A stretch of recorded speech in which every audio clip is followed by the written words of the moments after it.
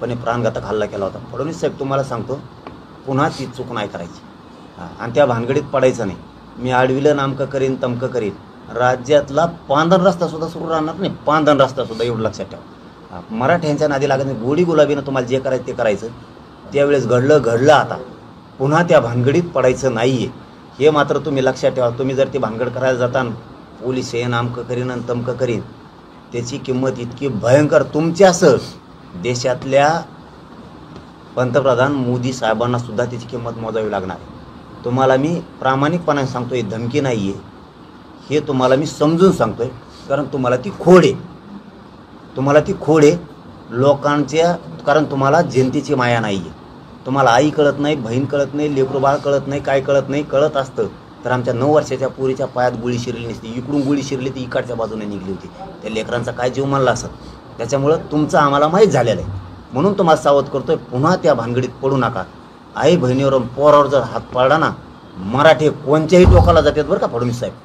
आणि तुमच्यामुळं पुऱ्या देशातल्या सरकारला सुद्धा हादर बसत.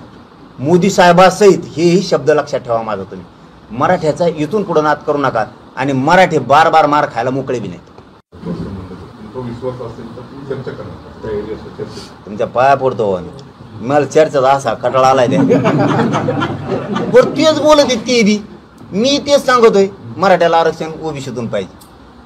ते म्हणतात नोंदी सापडून द्या, मग देतो. आता 58 लाख सापड्या, आता बोलायला जागा आहे का? मला म्हणले होते महाजन साहेब, तुमच्या म्हणण्याप्रमाणे जर करायची असेल ती मागणी मान्य, तर आपल्याला पुढे जायला पाहिजे. पुढे गेल्याच्या नंतर मग कायद्याचा काही स्ट्रक्चर असतात, त्या स्ट्रक्चराप्रमाणे करायचं असतं. म्हणलं बरं ठीक आहे बा.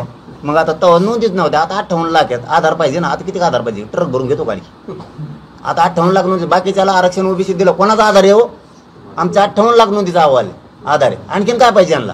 चर्चा फरच्या काही नाही. मी कदरून गेलो त्या चर्चेला, डायरेक्ट अंमलबजावणी आहे का नाही मुंबई सोडित नसतं आणि काही करीत नसतं. आणि यांनी केलं ना, मग यांना कळलं. आणि तुम्हाला सांगतो, मग आधी जाऊन बसते का कोणी पोट्टे पाहुण्याचे घर सापडायला लागलीत मुंबईत. नाही निरोप नाही. मी आता देवेंद्र फडणवीस आता ओबीसी मध्ये मराठ्यांना सरसकट आरक्षण देतील का? आणि दुसरा प्रश्न असा आहे, मुस्लिम आरक्षणासंदर्भात आपलं काय मत आहे? त्यांनी दिलं नसतं ना. देवेंद्र फडणवीस साहेबांनी तुमच्या म्हणण्यानुसार ओबीसीतून आरक्षण दिलं नसतं, पण मराठेच ओबीसीत आहेत. 58 लाख नोंदीचा आता आधार आहे. आमचं हैदराबादचं गॅझेटियर आहे, कसं काय देणार नाहीत?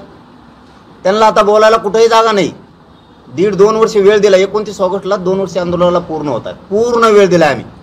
कुठंही सरकारचं वेटीस धरलं नाही किंवा त्यांचं मन बघितलं नाही किंवा त्रास दिला नाही. त्यांनी वेळ मागायचा आम्ही द्यायचा, 2 वर्ष दिला. आता 1 घंटा सुद्धा देत नसतो. एकदा जर मी अंतरवाली सोडली, पुन्हा वेळ नाही, मंत्री येऊ नाही, तिकडे संत्री येऊ नाही तर फंत्री येऊ, पुन्हा गाडी माघारी मराठ्यांची वापस फिरत नसती.